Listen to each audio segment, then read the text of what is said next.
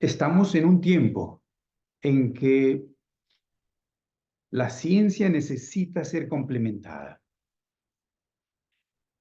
Todo aquel que piense realmente se da cuenta de esto, de que la ciencia ha centrado su atención por necesidad en nuestro tiempo en la materia.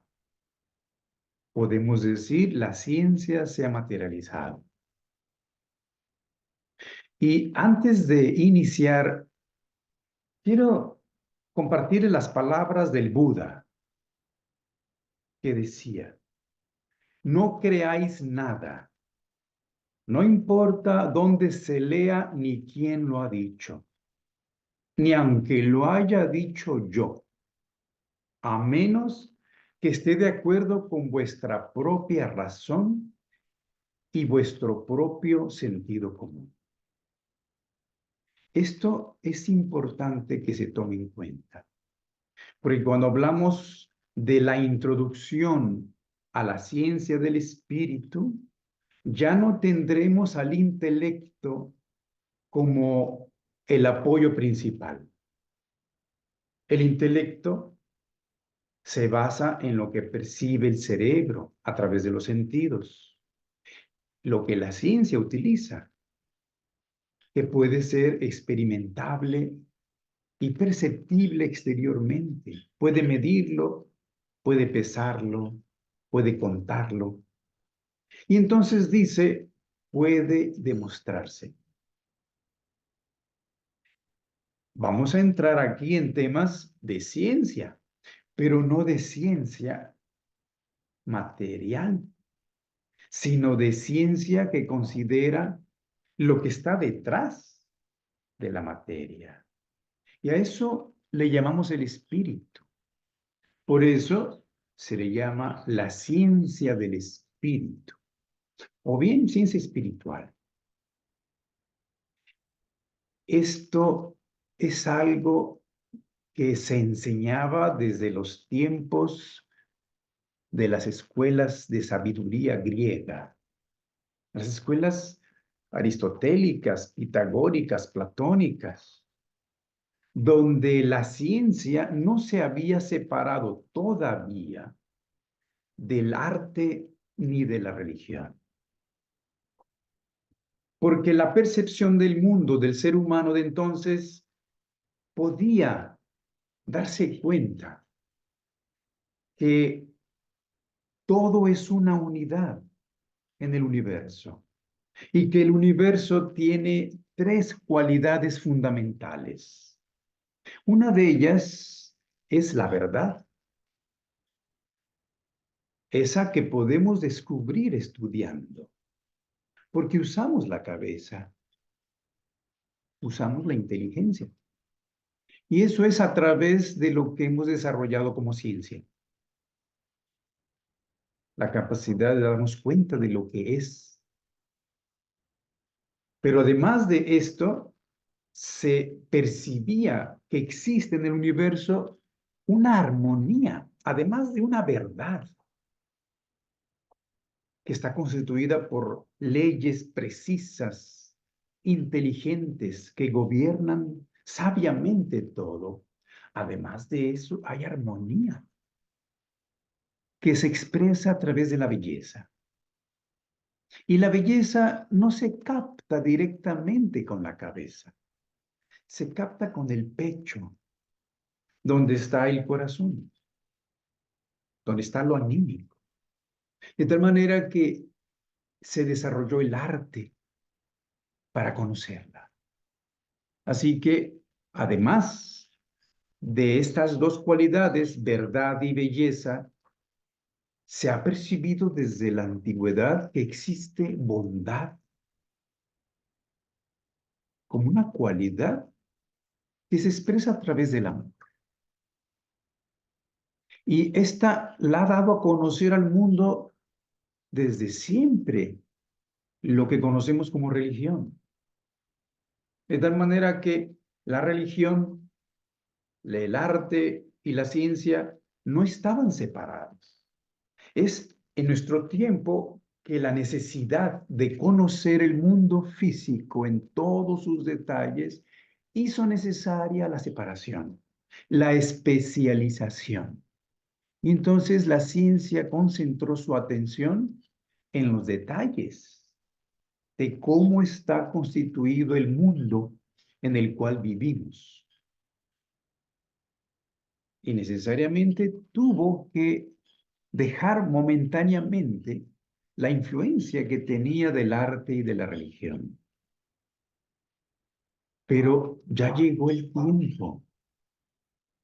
tiempo de volver a considerar el arte y la religión. Y todo lo que ella nos enseña, porque estamos en una era de síntesis, donde el corazón tiene explicaciones para lo que siente, que le llama Dios. Y la ciencia puede expandir su conocimiento a través de aquello que no es explicable intelectualmente, porque pertenece al nivel del misterio, pero que cada vez más comprendemos, y esto es por el equilibrio que se hace entre la cabeza y el corazón. Así que vamos a comenzar este estudio comprendiendo que nosotros somos seres con una conciencia humana, que es evidente que es la única en este planeta que es capaz de manifestar la propia voluntad, el libre albedrío, con el cual podemos descomponer la armonía llamada belleza y hacer manifestar la fealdad. Esto es evidente. Además de que podemos hacer que aparezca en el mundo lo opuesto de la bondad. O tal vez sería mejor decir la ausencia de la bondad, que es la maldad, lo cual también es evidente. Y además de esto, podemos hacer que se exprese en el mundo lo contrario de lo que es verdad. Y esto es la falsedad, la mentira. Esto es lo que los seres humanos pueden hacer aparecer en el mundo, aunque somos el ser más desarrollado en conciencia. Y esto, por supuesto, que de entrada es chocante, porque parece contradictorio. Somos, como conciencia humana, un ser que ha alcanzado un nivel de, de darse cuenta de su propia existencia, un nivel de conciencia que le hace responsable. Pero parece contradictorio que somos los únicos en el planeta que manifestamos la mentira, que manifestamos la maldad y la fealdad.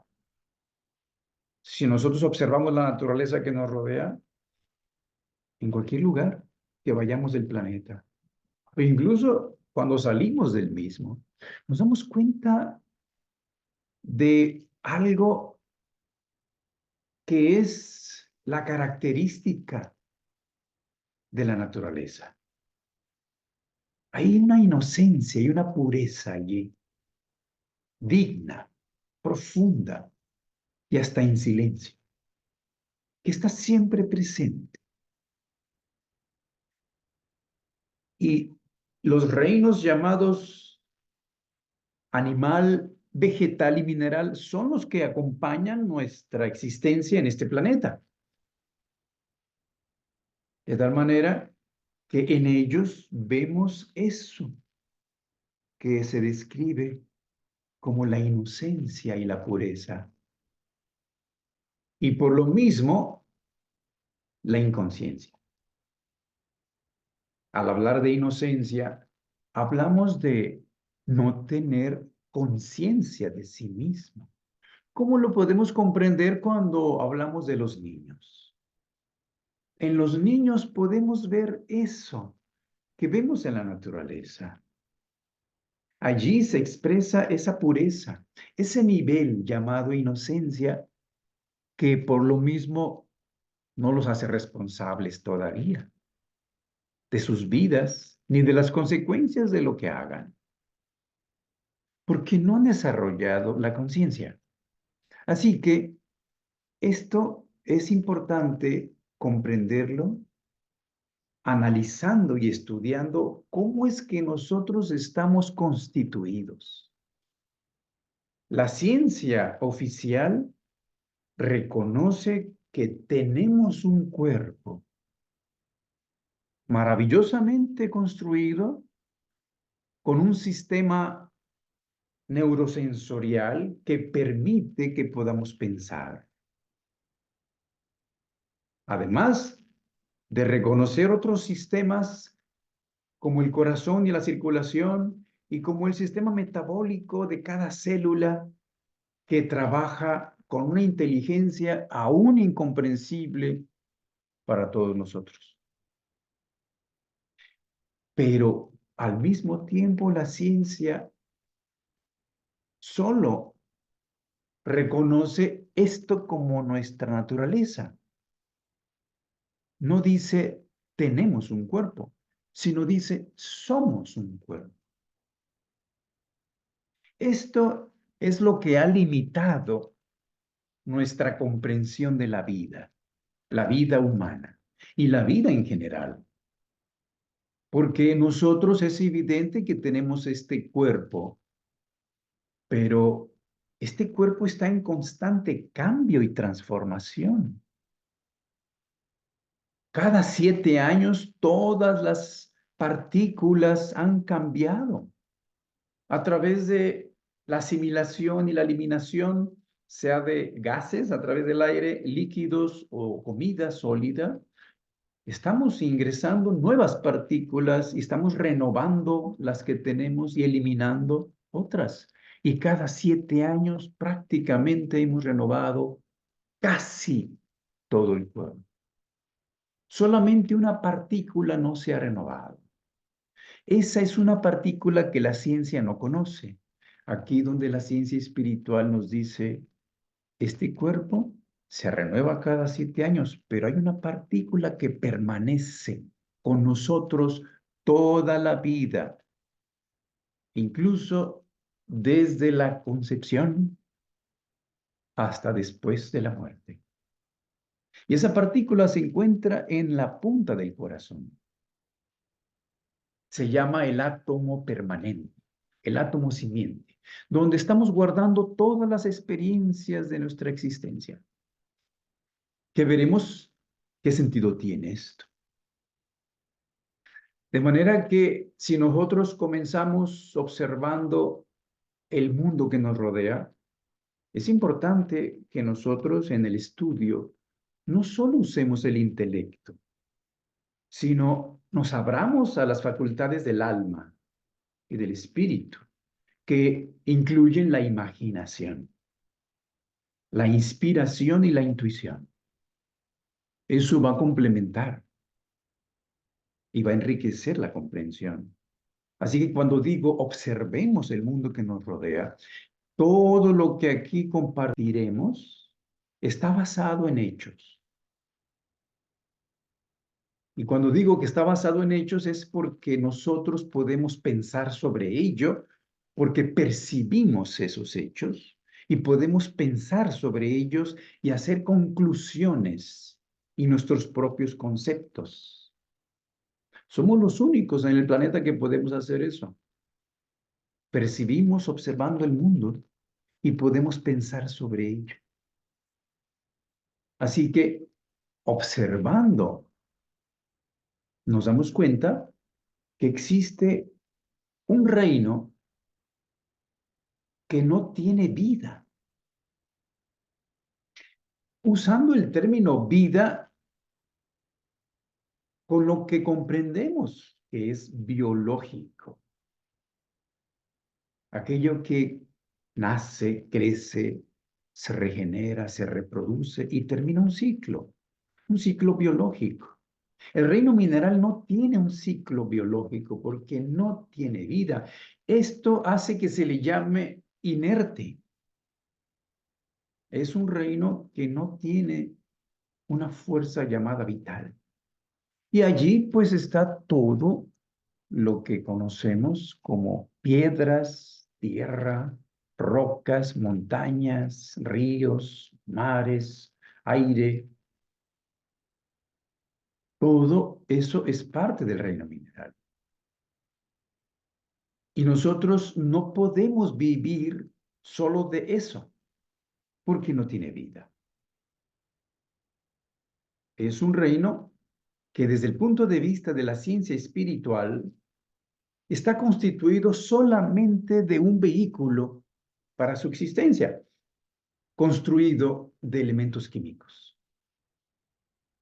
Todos los elementos químicos que la ciencia ya conoce pueden estar constituyendo este reino, dependiendo qué estoy considerando. Si es un metal, si es una piedra, es un pedazo de madera, si es arena, si es el aire, el agua. Tiene elementos químicos. Y es lo único que constituye su cuerpo. Esto es importante que nosotros lo podamos observar pensando en ello para comprender por qué es que no tiene vida. Porque solamente tiene un cuerpo. Y ese cuerpo es el cuerpo físico. Nosotros tenemos un cuerpo físico también.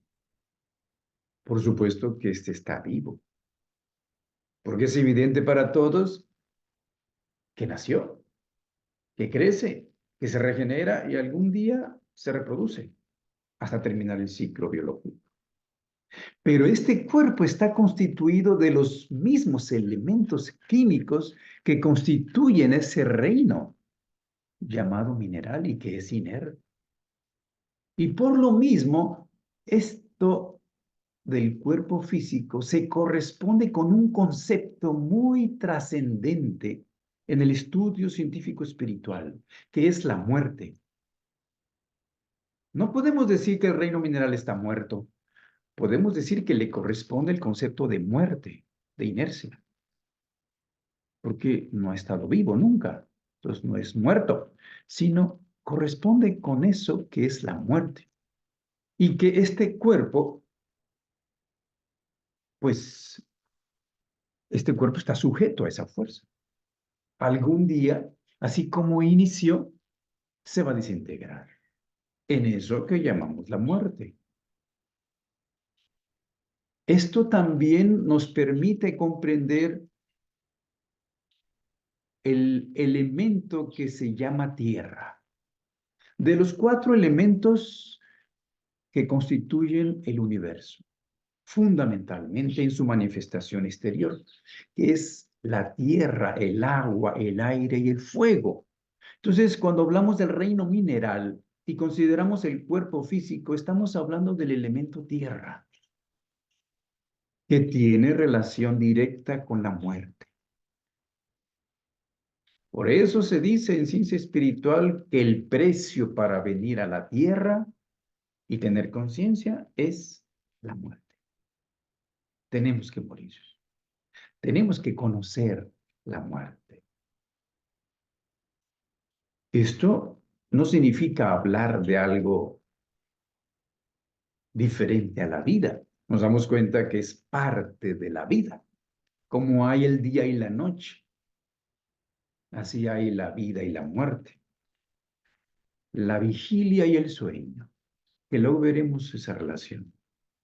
De manera que tenemos, además de ese reino mineral, pues un reino que está más allá, más adelante. Un reino que tiene cualidades biológicas.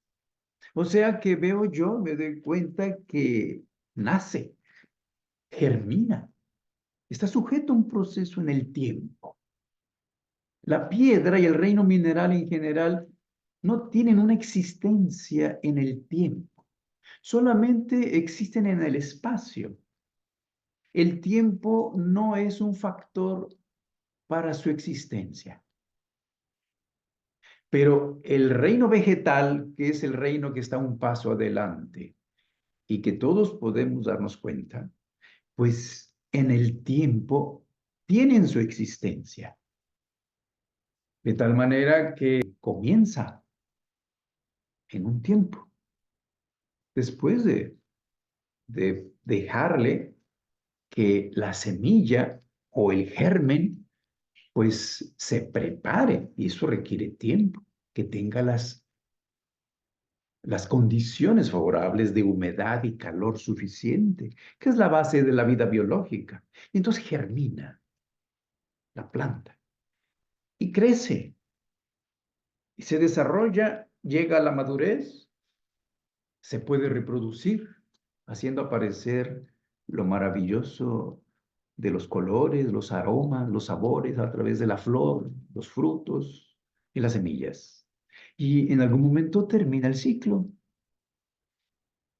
Esto es parte del reino vegetal, que tiene como fundamento al elemento agua,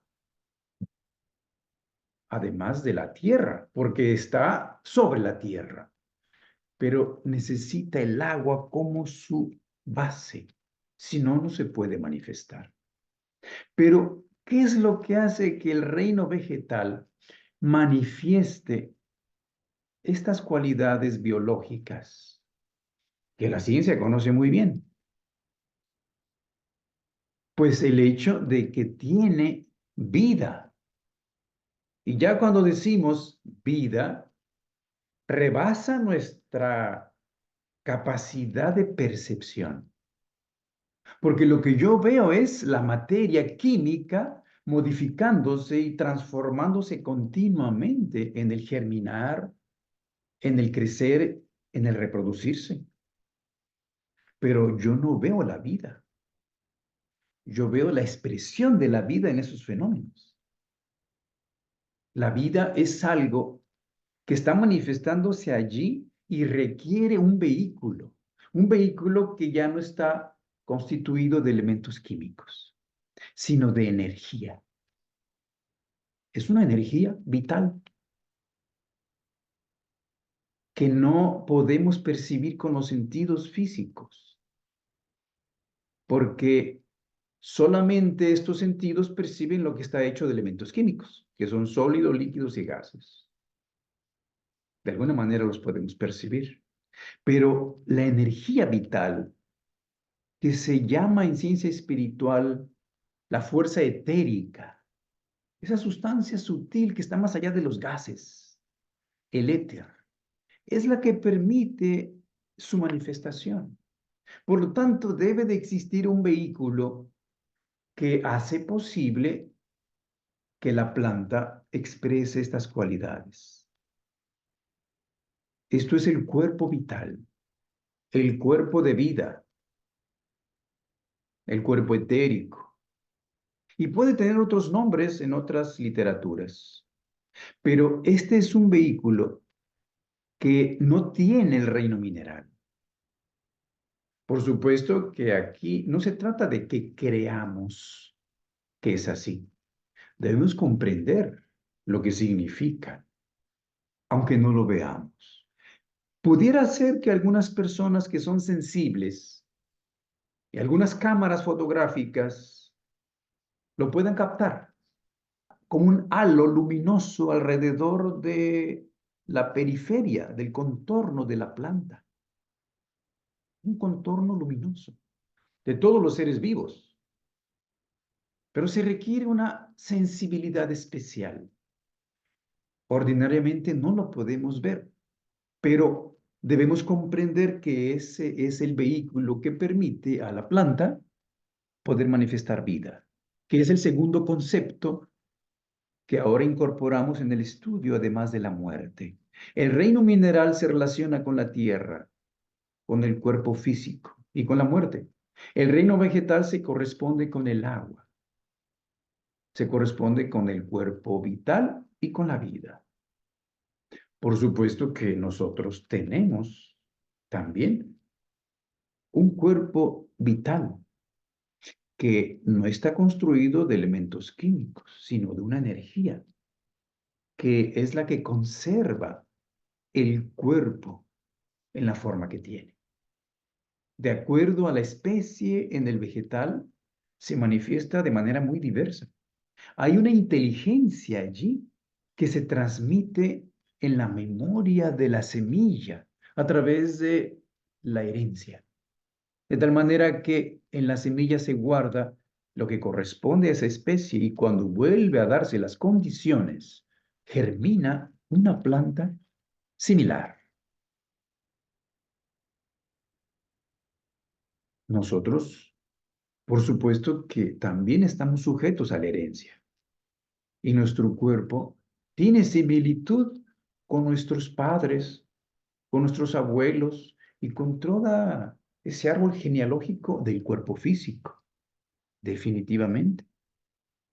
Pero se requiere ese cuerpo llamado vital, que si pudiéramos verlo, va más allá de la piel unos centímetros e impregna completamente todas las partículas físicas. Pudiéramos decir que las partículas, las moléculas, los átomos físicos están nadando dentro de un cuerpo hecho de éter, que es el que mantiene esta forma desde la concepción hasta la muerte, aunque la forma humana no aparece de la concepción, pero ya está el molde etérico allí que solo va a traer la molécula y los átomos y las partículas físicas para llenarlo. Y conforme el proceso evolutivo de la maduración hace aparecer a cierta edad esta configuración. Pero tiene que haber una fuerza, una inteligencia integradora que hace que no se desintegre esta forma. Si yo me corto el dedo y lo separo de mí y lo pongo, claro, tenemos que usar la imaginación. Nadie lo va a cortar, pero saben que si sucede accidentalmente y un dedo se separa del cuerpo, el dedo comienza a desintegrarse. Lleva tiempo, pero desde el momento en que se separó, el dedo, que está hecho de elementos químicos, que es parte del cuerpo físico, no puede por sí mismo conservar su forma, porque se ha separado del cuerpo vital, del cuerpo etérico nuestro. Y entonces, primeramente se enfría y luego se empieza a cartonar y luego comienza a descomponerse. De hecho, empezó la descomposición desde la separación, pero comenzamos a percibir con el tiempo los gases que despide por la descomposición de la putrefacción. Se empieza a desgregar, a desintegrar y después de un tiempo desaparece porque todas las moléculas, todos los elementos químicos regresan al reino mineral. ¿Por qué no continuó con la forma de dedo? Porque no tiene el dedo un propio cuerpo vital. Y yo permanezco con el dedo etérico, que podría verlo si tuviera la facultad clarividente. Y luminoso se vería. Mientras el dedo se descompone y se va disminuyendo su tamaño, igualmente el dedo etérico disminuiría. Llegaría un momento en que desaparece cuando desaparezca el cuerpo físico, o sea, el dedo físico.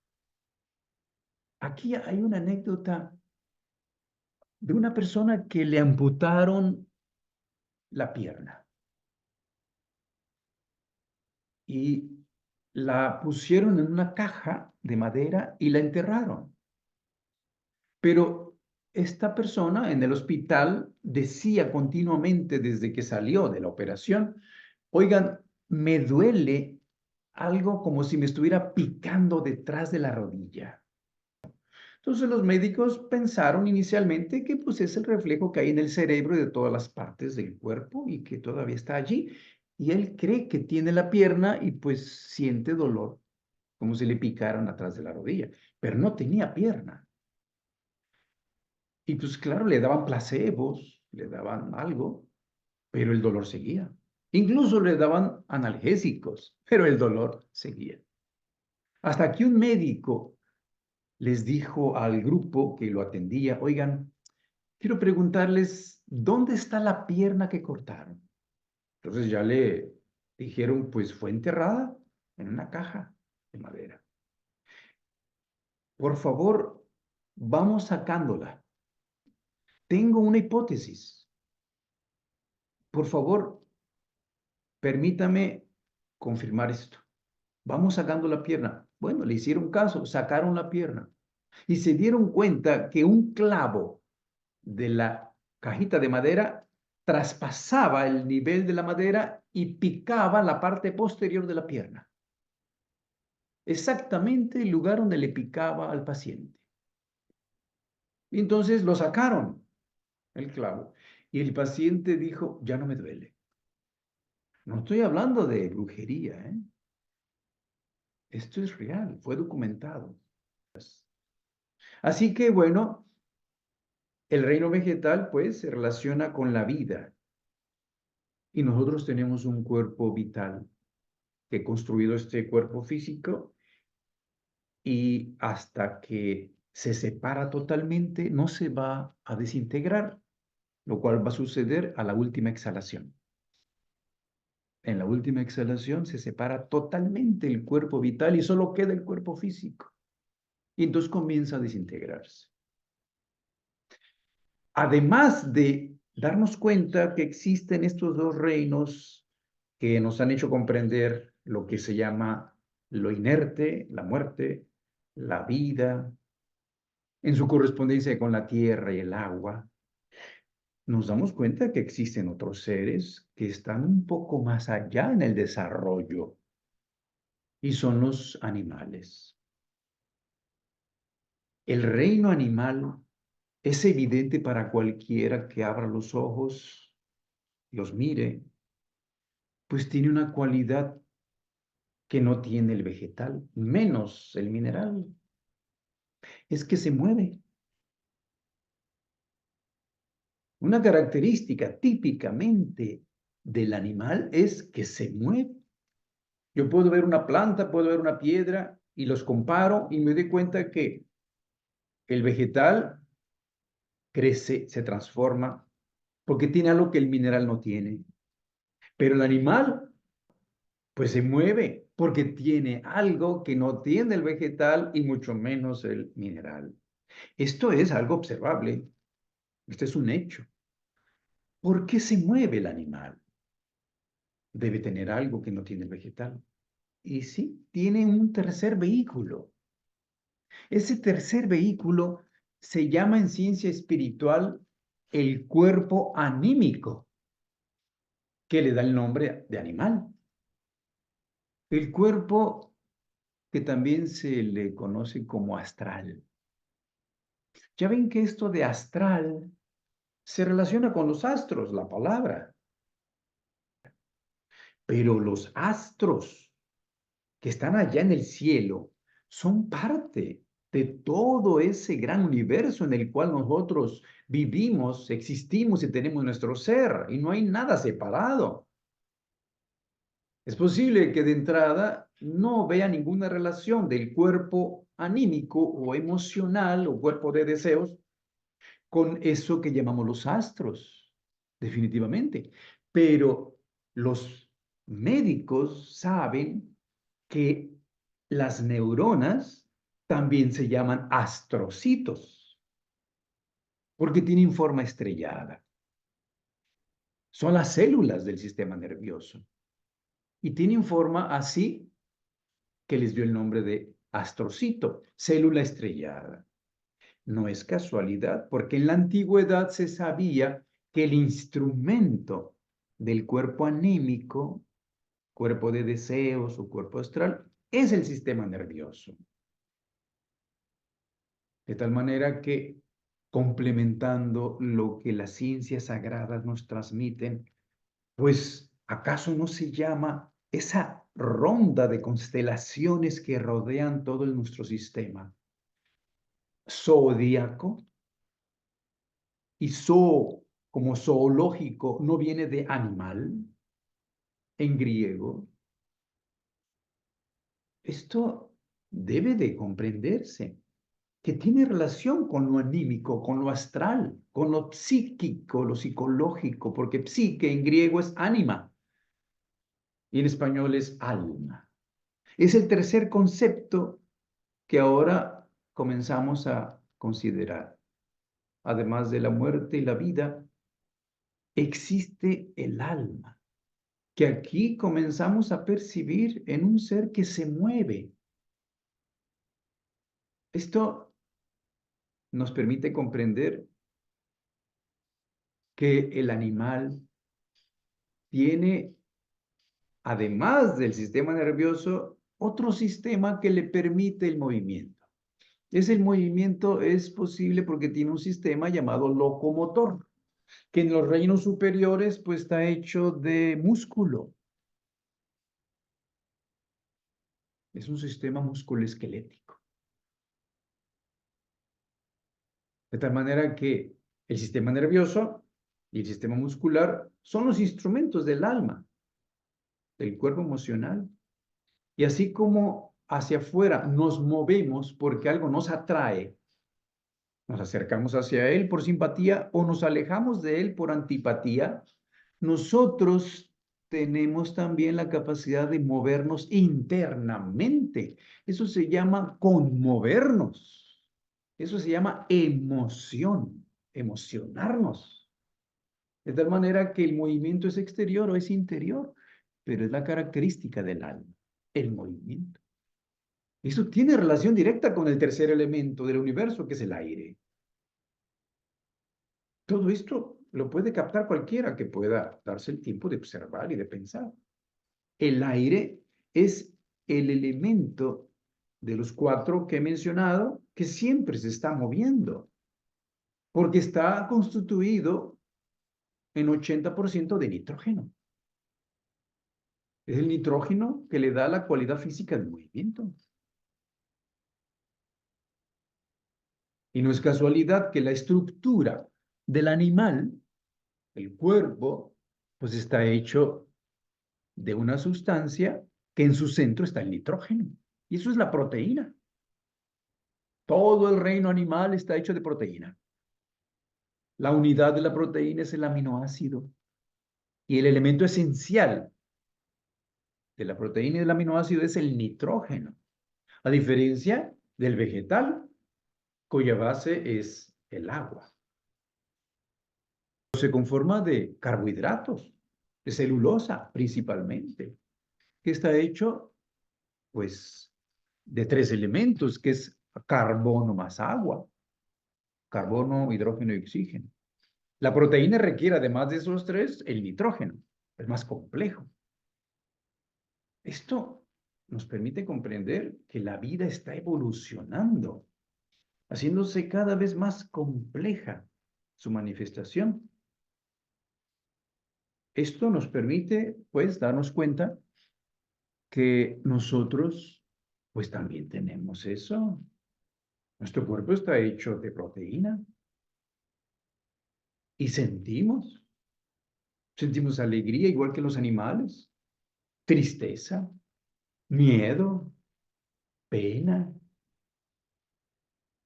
Estos son emociones y sentimientos que las podemos experimentar porque tenemos un vehículo llamado cuerpo astral también, cuerpo anímico, emocional o psicológico, que si pudiéramos ver, ya requiere una percepción suprasensible, más allá de lo que permite percibir el éter, porque las frecuencias son más finas.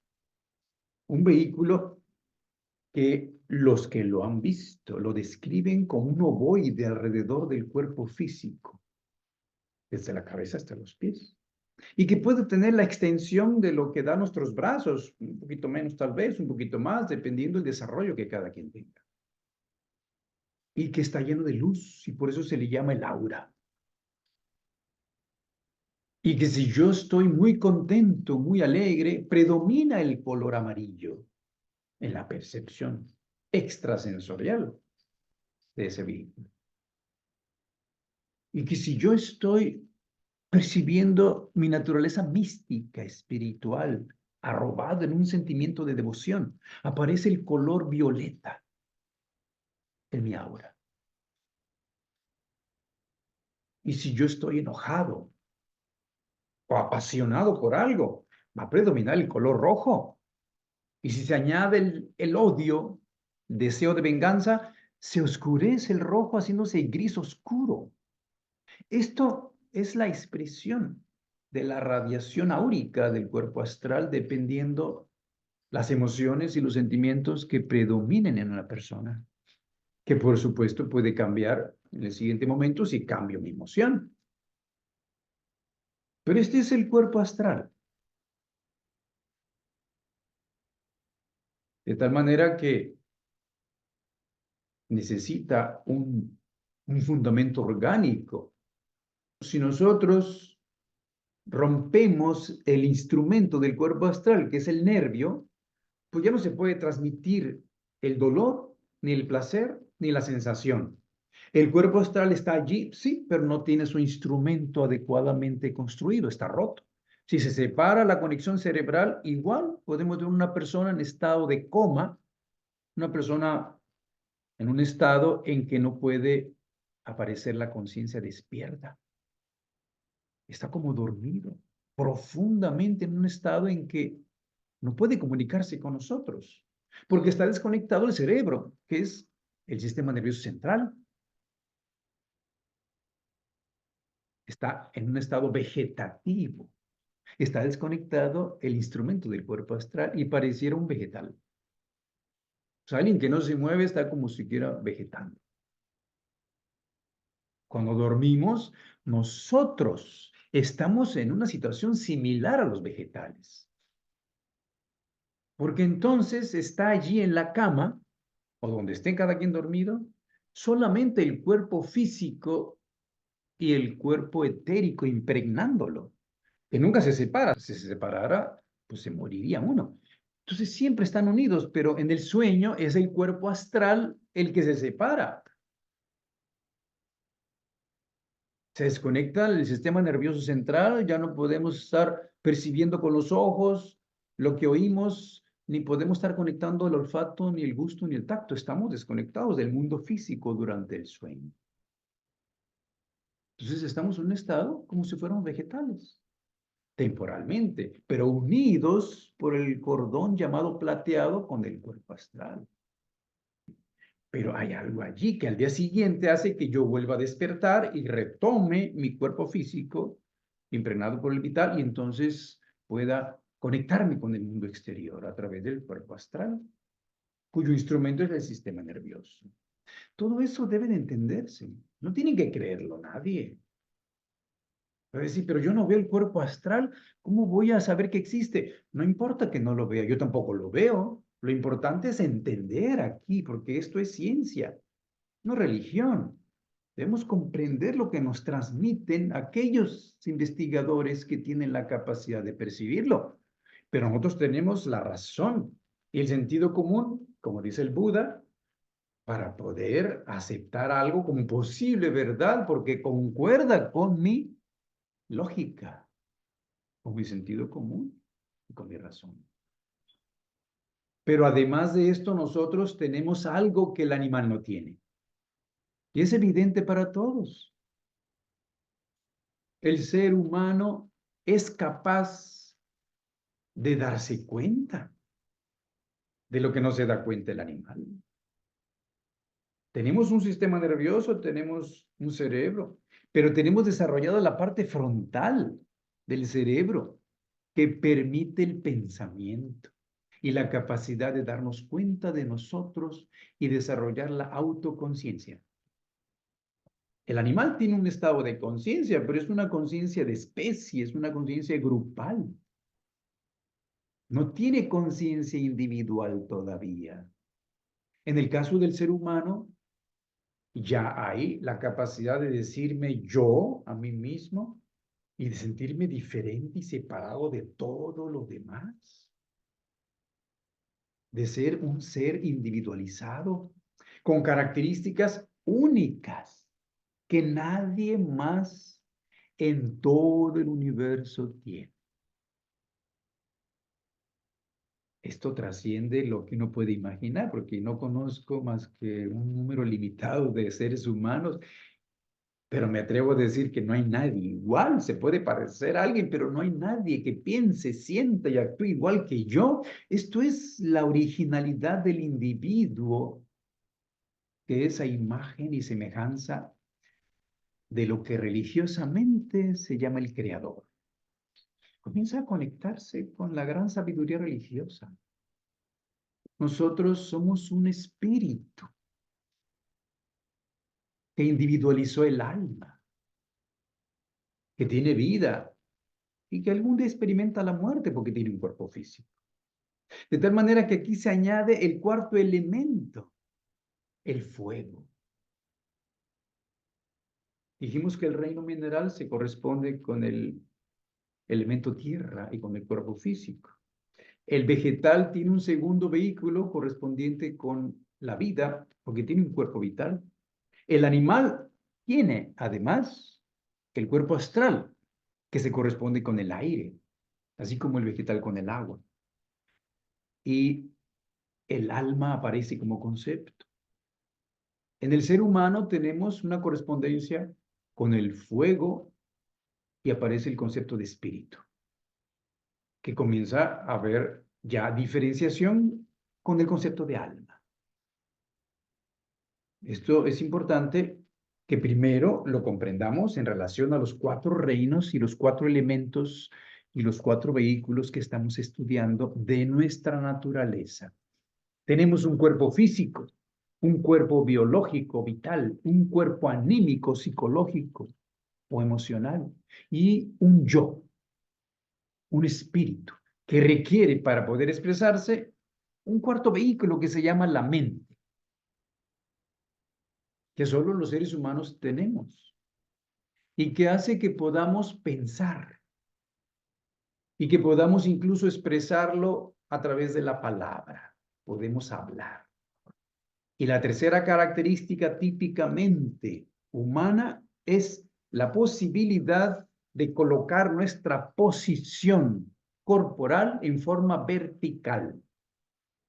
La posibilidad de andar erguido, que conecta el polo cefálico con el cosmos, con el sol. De cierta manera, 180 grados invertidos con respecto al reino vegetal. El reino vegetal tiene una posición que por sus fuerzas heliotróficas, o sea, lo jala la luz del sol hacia el cosmos, hacia la periferia de la Tierra, y las raíces, hay una fuerza que lo jala hacia el centro de la Tierra, pero mantiene una posición vertical. Nada más que el vegetal tiene sus genitales, que son las flores, los órganos de la generación expuestos hacia el cosmos, hacia el cielo.